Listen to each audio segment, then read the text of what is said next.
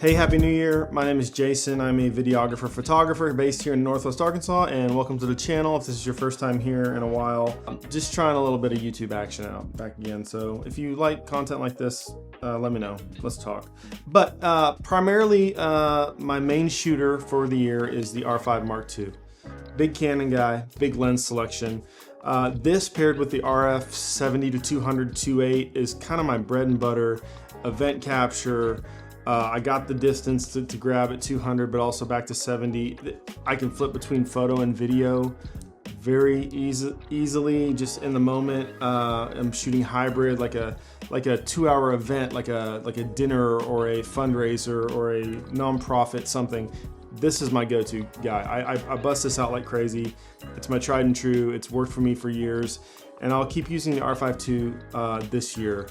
Not shown filming this currently is the Canon C80, so that's kind of my more commercial built-out rig for filming stuff like this, talking heads, interviews, things like that. So the C80 and the R5 Mark II really have become my duo for making most of the content I make throughout the year, including my mountain bike races in the fall, photo shoots during the year that I need to just fire off action type faster situations.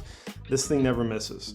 It's amazing. The autofocus is killer. It's great. I shoot this probably 60-70% of the time that I'm behind the camera on my projects for the year. And we'll see what 2026 holds. A lot of new stuff happening with the studio, and we'll see where we go with that. But this is the R5 Mark II, first weapon of choice.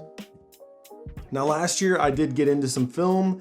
A lot of my friends shoot film, and they kind of convinced me to get into it. And so a family friend had a estate sale, and I found a Canon AE1. A great shape. This is a early 80s film camera, 35 millimeter. I've loved shooting this last year. Probably ran a few rolls through it already, but I plan to run at least maybe a roll a month through this year as we go down the line. So I'm really excited about this.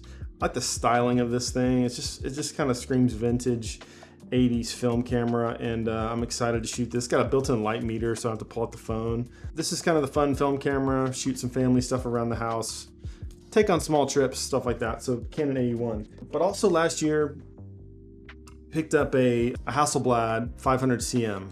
This particular body and back is from 1977, which is a fond date for me. It's not just the date that Elvis died. Elvis not alive. Star Wars Episode 4 came out, but also I was born that year. So I have a fondness for 1977 things. I have a 1977 Martin guitar, which I adore, and so this came up on my radar, and I was like, oh man, this is cool. The waist level viewfinder is just the chef's kiss. Once you get it's all backwards and reverse, so once you figure that out, it's just a fun little camera. I was able to run a roll of film through this last year, 12 shots, medium format on a roll, and I maybe hit like 5, but I was pretty happy with that for my first medium format film experience. And it's just kind of a joy to use. All fully mechanical, no batteries. It's just a fun camera. So that's the 500 CM. I'll shoot that for special projects or when somebody wants film. But also at that estate sale where I picked up the AE1, I found a Yashica Mat 124G, which is dual lens medium format camera, which is, I'm honestly kind of scared of this one right now. I'm watching a lot of videos on how to use this one. I love how this goes back down there. Check it out. Easier than the Hasselblad, but this is going to be fun. I'm going to try to run a roll or two through this soon. What I'm learning with developing film is it's a lot different than digital, obviously, right? You take the shot, you hope you exposed right, you hope you did everything right, and then you send it away and you find out when the film scans come in. So that's a really fun process actually to go through. So that's that. Coming off using a lot of Hasselblad X2D last year, I have a problem, I'll admit. I'm a very early adopter, and so when they announced the X2D2 with better autofocus and all that stuff, and that actually released, I was like, I gotta jump ship on the X2D, give it some time, and see where that goes. But in the meantime, I went through a Leica Q2, a Leica Q328, and then I bought a Leica M10P rangefinder, which I really wanted to make work, but with my glasses and some hand problems that just I couldn't manual focus all the time. I really realized how much I relied on autofocus, and so the camera choice for at least a while is now going to be the Q3 43. And so that focal length I've really learned to love over the years. Having the autofocus is great, flippy screen is great, 60 megapixel sensor is great. The autofocus is where I needed to be for that, for kind of my fun travel BTS camera.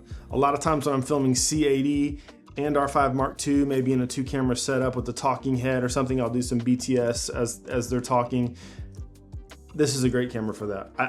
I really love the 43 millimeter focal length. When I had the Hasselblad X2D, I ran it with the 55V lens, and I love that thing. And on a medium format sensor, that's a kind of the equivalent to this, a mid 40s millimeter focal length. And that's what I liked. And being able to punch in on that at 100 megapixel and even punch in on this on 60 megapixels has made a huge difference for me. So I just fell in love with that focal length. 43 is kind of like the sweet spot, not a 50 and not a 28 or a 35. It's long enough to kind of have some reach, but you can also set, punch in factors on this thing.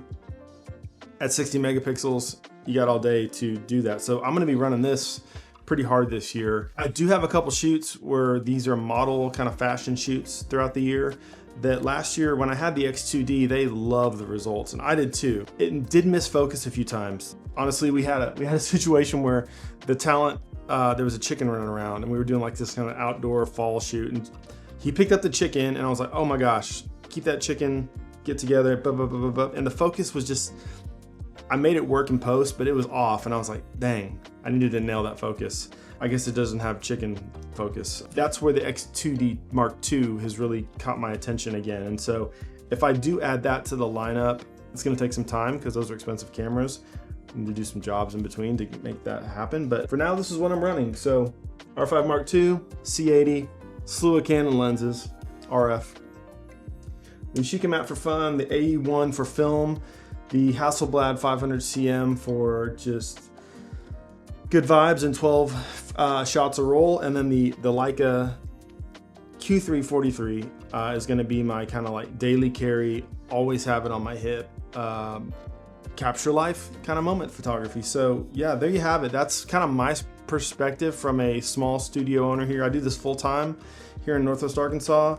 Have a client list, barbecue, coffee, mountain biking, nonprofits, people trying to like upscale their business and run small businesses. I help them out. And so for me, this setup has the right amount of like professional, like I can knock out commercial work with the Canons.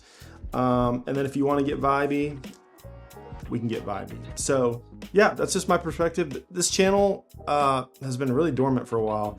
If you made it this far, thank you. My studio is called Red Barn Studio, so you may have come across Red Barn Studio on YouTube as well. We do live sessions. We did a lot of live music sessions with artists as they pass through town over the years, and have some great videos on that channel. I'll link that down in the description. If you want to watch some kind of like music live set soundstage type of productions. We don't do as much as that anymore. I used to be an audio engineer, but now I'm a full-time photographer, videographer. So if any of that interests you, stay tuned. We'll try to do more videos like this. I love gear.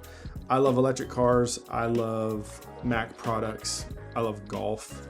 I love guitars and music.